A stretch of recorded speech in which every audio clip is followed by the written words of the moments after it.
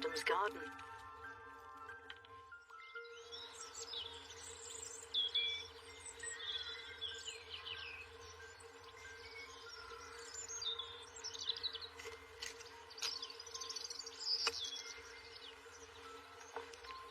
Hello, and welcome to Gardeners'World. As Monty said last week, we are trying our best to keep the programme on air for you. So the next couple of weeks, you've got me. And if I'm honest, it feels even more of a privilege than it does normally. We all know we're living in very strange and uncertain times. And for me, it's made me realise even more so that the garden brings a sense of normality to my life. And I found myself just lingering so much more on the detail of what's going on. And the woodland's been beautiful. Look what's in front of me. The euphorbia robbii has just come alive. That beautiful acid green. I've got primulas popping up all over the place. But one of the things that's really stood out and just put a massive smile on my face is the hellebores. Look at them. They just sit there, delicately moving in the wind, and you even get the sense that the flowers are slightly shy. They dangle down. And I'm just going to start to add a few more hellebores to the woodland area. But I'm going to have a little bit of an experiment. What I'm going to do is I'm just going to plant one or two youngsters in this space. And with the others, I'm going to grow them on. Put them in next year and see what the difference is. Because that's what gardening's all about, isn't it? About experimenting, about playing. And more than anything, gardening's got to be about hope, hasn't it? And we definitely need some of that at the moment. On today's programme, Rachel starts on a project she's been dreaming about for years, her very own kitchen garden. And we step into the competitive world of daffodil showing, where after months of preparation, only a best in show will do.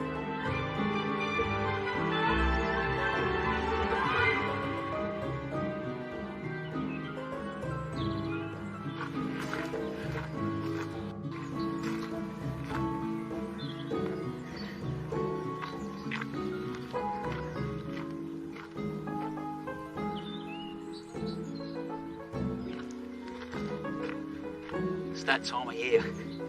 Plants are actually starting to come out of the ground. You've got a little bit of sun on your face. And I've been busy the last few days just mulching these beds, and I start mulching, say, September time and just work my way through the winter. But about back end of November, I walked out here on a Saturday morning and it was as if the tide had come in from the east coast. This part of the garden was virtually underwater for 3 months. But that said, it's nothing compared to what some people have had to deal with. And my heart really does go out to them, especially with what's happening now. The borders, though, do seem to be coming back well. I might lose a few plants, but right now, there's some real signs of recovery. For me, this mulching is incredibly important. Look after your soil and put the work into it. You'll get so much more out of it. I mulch just with well-rotted horse manure. But you can use lots of different things, whether that be your own leaf mulch, your own compost. Tend to put a good couple of inches on. And I do understand that it can be a costly exercise. But if you can't do every year, do every other year or every third year, I promise you that your plants will really benefit.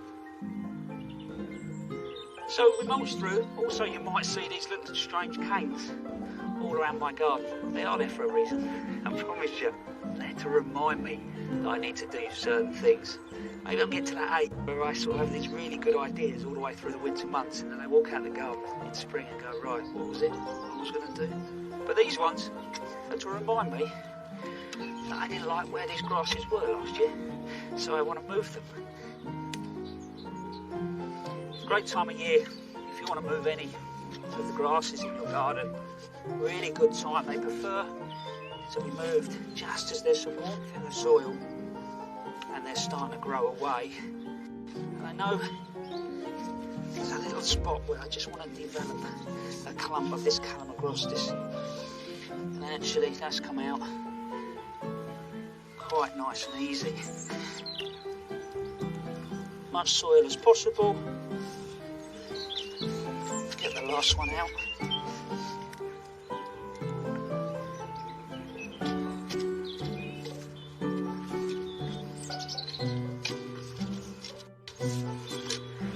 There you go, that's that.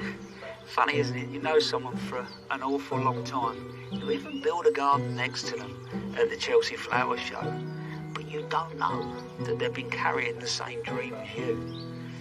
And Rachel is exactly that person, and it involves one of these. I've gardened in many places, from a suburban semi to a roof terrace, sometimes even just window boxes on a balcony. But I've always had a dream, and that was to have a walled kitchen garden. And now it is a reality. We've been here a few years, but I haven't been able until now to really get started. And this is the year. So the plan is for me to be able to grow plenty of fresh produce. I want vegetables and salads, I want fruit, herbs, and also cut flowers in the way that you would have had in an old wall garden like this. The scrubby grass and bramble have to be cleared in preparation for raised beds before I can start gardening here in earnest. But there are plenty of other jobs I can get on with in the meantime, with a little moral support from Woodopus, our curious cat. Come on.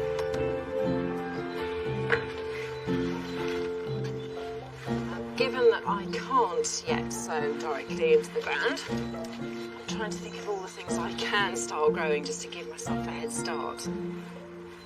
This is a really good trick for sowing peas. Bits of guttering, these offcuts that I found, and I think I first heard about this tip from Jeff Hamilton. I think it was in one of his books, and I seem to remember reading it after I'd had a baby, which makes it a long time ago. Old tricks are the best ones.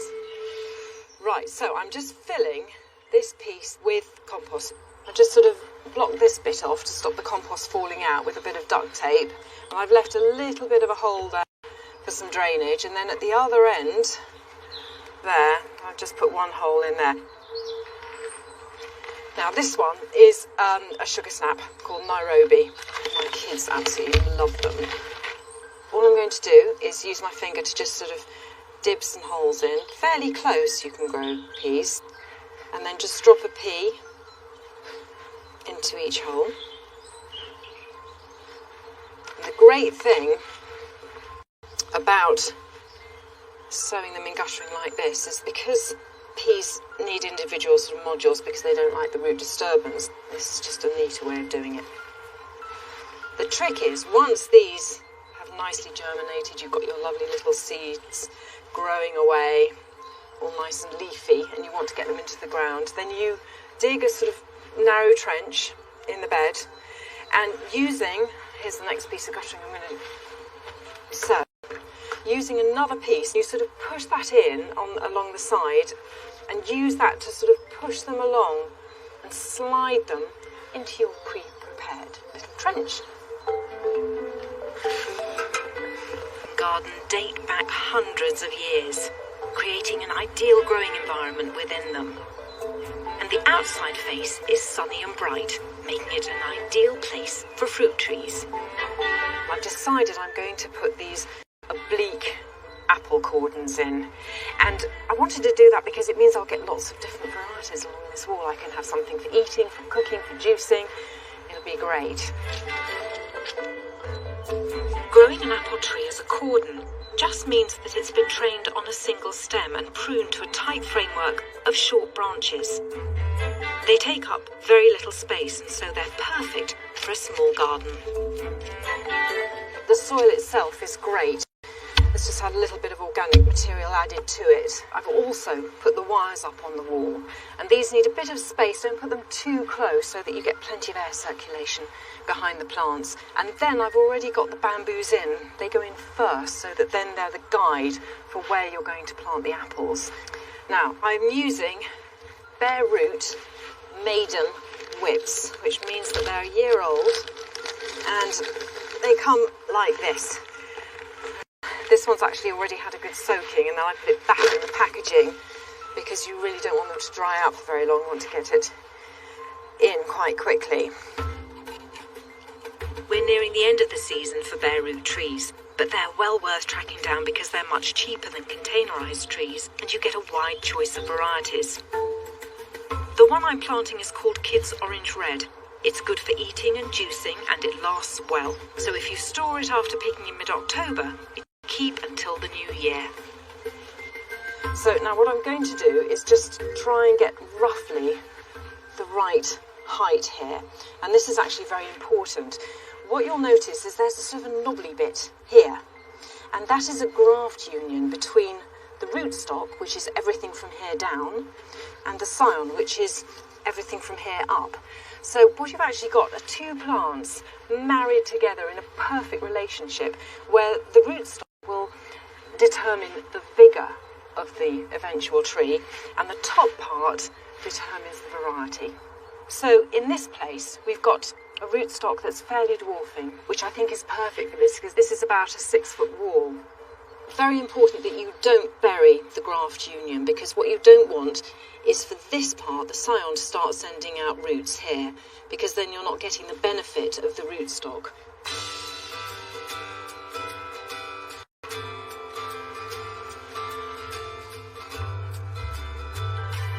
What I need to do now is reduce it right down. This is formative pruning, about a metre or so from the ground. And what I want to do is encourage all of these buds you can see along the stem to break and to produce side shoots, and those are going to carry the fruit. They're going to be the fruiting spurs, and each year you continue to prune them. Again. Right, so that's 3 done. On to the rest, and then they all get a really good watering.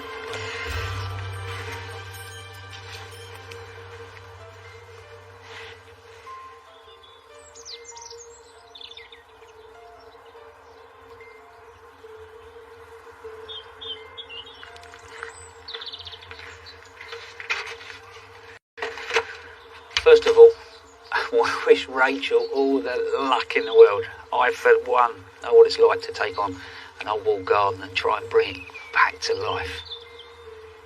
I don't know if you called it a reference to Jeff Hamilton, my old boss. Isn't it lovely that this far on that man is still influencing so many of us? But I think with everything that's going on, we might have a few new viewers. I know that I've got mates that had no interest in gardening whatsoever, that are out in their gardens now having a go, because I'm getting lots of funny texts about Frosty, how do I grow this? Frosty, how do I grow that? So I just thought it'd be an idea to go back to basics and look at veg growing.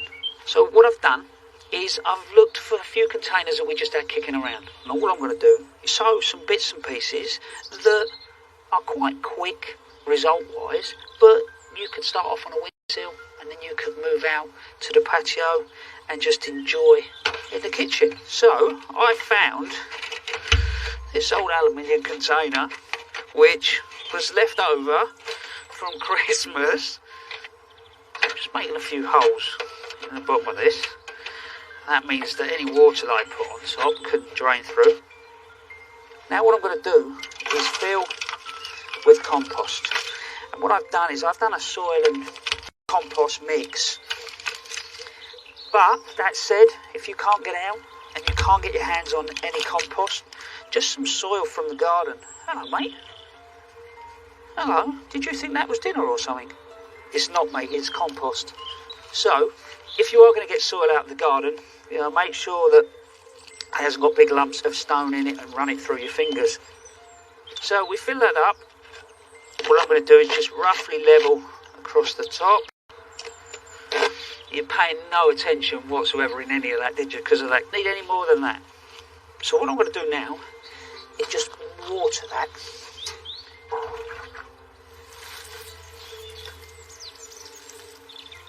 If I do it now, I don't need to water it at the end. That means the seeds are not going to be washed everywhere. And what I'm going to sow is wild rocket. Wild rocket is great because it comes again. And so what I mean by that is you'll sow it, it will come up, you can cut it and it will keep growing. But any of your quick growing crops like your salads will work well in a shallow tray. And I'm just going to generally sprinkle it. If you use garden soil, it's very likely that weed seedlings will emerge. So it's worth then sowing in rows so it's easy to tell the difference between the weeds and the seedlings. The next thing to do is to take some more of your soil or your compost, and what I do is I cover it with about 1 centimetre of compost, but I'm rubbing it between my hands so that I make sure that it's quite fine. One thing to remember if you do rocket rather than a salad is rocket does have a tendency to bolt. What I mean by that is that as the weather gets warm, it can go to seed very quickly. So once it's germinated, what I'll do is I'll keep it in a shady space, and then it won't bolt so quickly. And I reckon that could keep our family going for the best part of the summer. So that's that done. And then I found another old container. I've put some hessian in to hold the compost, and I've wetted that compost. An empty compost bag or even a bin bag would work equally well. Just make sure you punch a few drainage holes in the lining before you fill it with soil. What I'm going to do in this one is I'm going to sow some carrots. That's why I've used a deeper container. If you're going to grow something, you're going to have a deep enough container to deal with the depth of that plant. Beetroot would work in here just as well. So it really is that simple. Lastly, we'll top this off with some compost. A couple of weeks' time, it'll probably start to germinate, and it won't be that long before we are pulling carrots. So there we go. Hopefully that's a nice, straightforward, simple way to start growing your vegetables. One thing that fascinates me though about gardeners is where they take their passion, even to the point of obsession. Growing one particular group of plants to a standard that these people go to is staggering. And last year we went to catch up with a group of people down in Worcestershire that were doing just that. Once I discovered daffodils, well, that was it. It's in my blood. You think daffodils in the garden are beautiful, but when you start growing show-type daffodils, it just opens your eyes to what daffodils are. Well, the Daffodil Society hold one major show every year, and this year it's at Pershore College. So this is the last final minutes of everybody preparing to get ready. The biggest flowers will be there, medium, and then the smallest. So that if I stand back, I get that optical illusion that they're all the same size. I've been a member of the Daffodil Society for decades, and it's the oldest daffodil society in the world. It was started in 1898.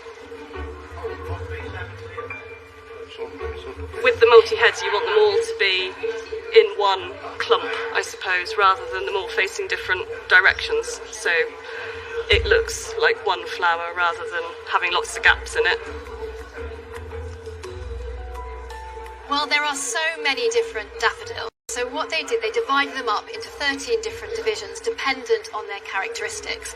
So whether they have a trumpet, say division 1, or a double daffodil, that's another division, 2, a small cup, and right at the other end of the spectrum, you've got the miniatures, with the backward petals, the cyclaminius division 6, so sweet and dainty and a world away from a big, brash yellow trumpet.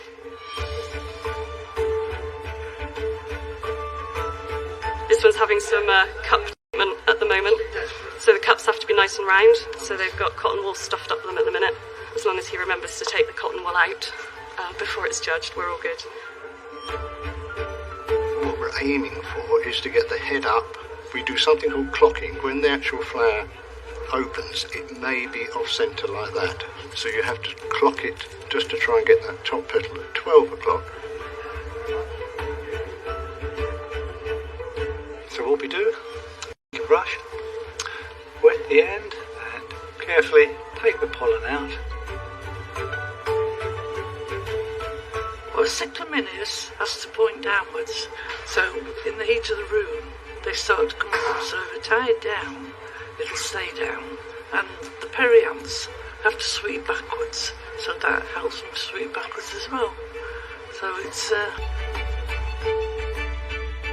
This is Division 8, it's Tazetta. It's notorious for having lots of florets on the stem. I think this one's got about 14 or 15, but you can see them with sort of 20, 22, 24 heads. And it's true to its name, it's an avalanche, and it's an avalanche of colour off the stem.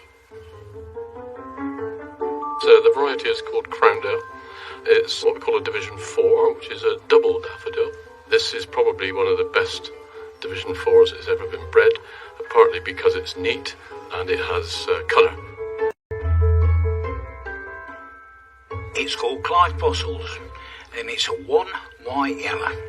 It's the best of the lot, and it's got a nice slender cut that flares at the end, and it's bright yellow. And there's not many bright yellows about. This is Fairy Chimes. It's a Division 5 Triandrous daffodil. One of the really nice things about this is that it's got a lovely scent. It's one of my favourite daffodils.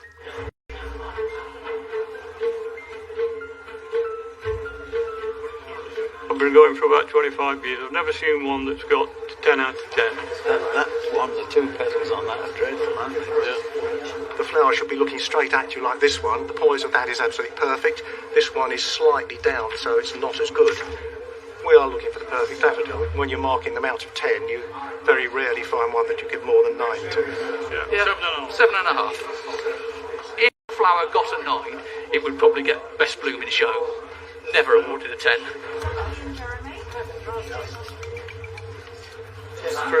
Yes.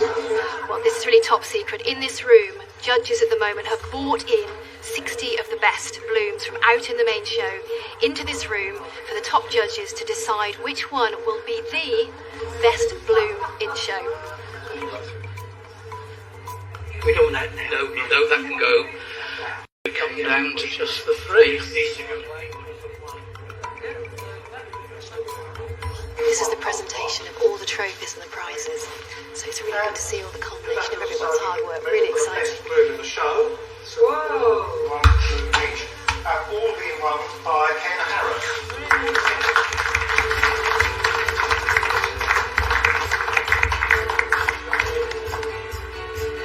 Pretty ecstatic today. Best blooming show is basically whatever exhibitor's looking for when they come to a show.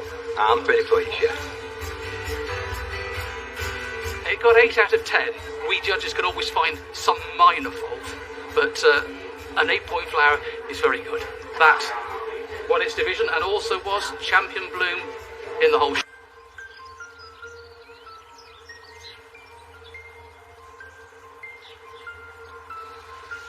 Just look at them, my daffodils, and thinking they're not exactly award-winning. But in my defence, these only went in back end of September, October last year, and just looking at them, feeling reasonably happy with the groups. I feel that the balance is right. And they're wild daffodils, so they're smaller by nature, but they'll sit around and start to do their own thing. But as you can imagine, I'm not going to stop there.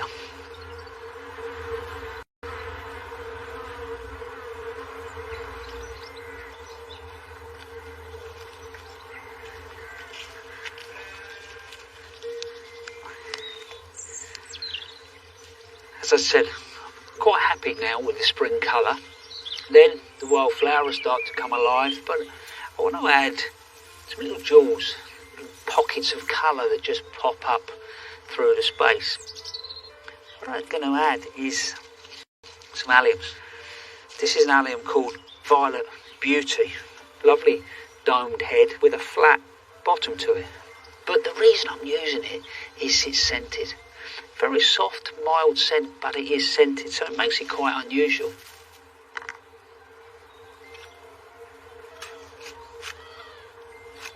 What I did with the alliums is I potted these up September, October time. So instead of them straight into the garden, I've put them in containers. I do that for a couple of reasons. One is, actually, it's an awful lot cheaper than buying plants in the green. Also, if you imagine if I'd have put alliums in the back end of my garden that was totally and utterly flooded, they might well have suffered and rotted.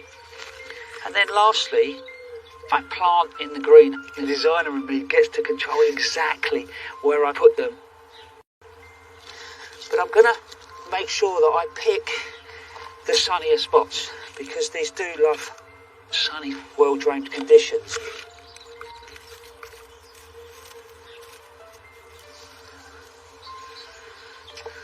There you go. That's that job done. Here's some more for your weekend.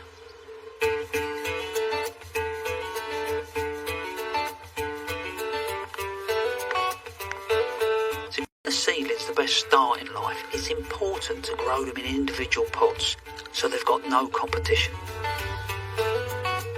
This involves teasing them out one by one, always holding them by a true leaf rather than a seed leaf or one have germinated at different rates. So I'm only pricking out the larger ones at this stage. Once they're in their pots, give them a drink and keep them somewhere warm.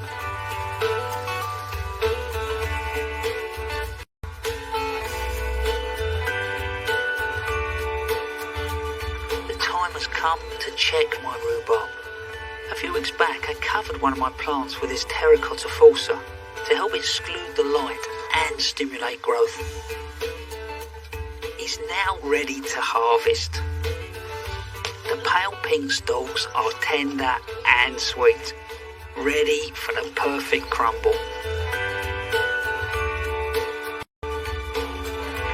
April is a good time to reseed any bare patches in your lawn. Break up the surface with a fork or rake, then weigh out the correct amount of seed, following the instructions on the packet. Scatter thinly over the soil and then gently rake in. Water in if no rain is forecast. And if the birds are likely to be a problem, cover with a fleece or a fine mesh until you start to see the signs of new growth.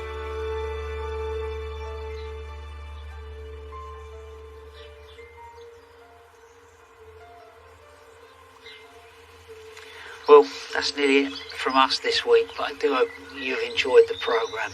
For me, I can still feel that sun on my back. I've had my hands in the soil, the birds are singing, and it's all felt incredibly therapeutic. And I think that is the message. If you can do it safely, over the next few weeks, get out in your garden, plant something, get your hands in the soil, sit and have a cup of tea. I'm sure that it'll do you the power of good. Anyway, look after yourselves. See you next week. Adam is back on Good Friday for more invaluable tips. New varieties of tomatoes, preparing a seed bed, it's all in Gardeners'World. The Veg Growers Almanac book, that's available now. Breathtaking art in a monastery after food and drink with a nun and lots of challenges for the celebs.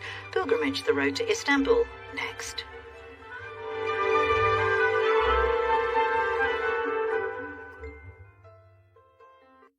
9 a.m, Dr. No. Break for a pee. Need at least 3 minutes to urinate. Seems to take forever these days. I never thought when I was in my 20s I'd have to push. Next. 11:05 from Russia with love. 1:15 Goldfinger.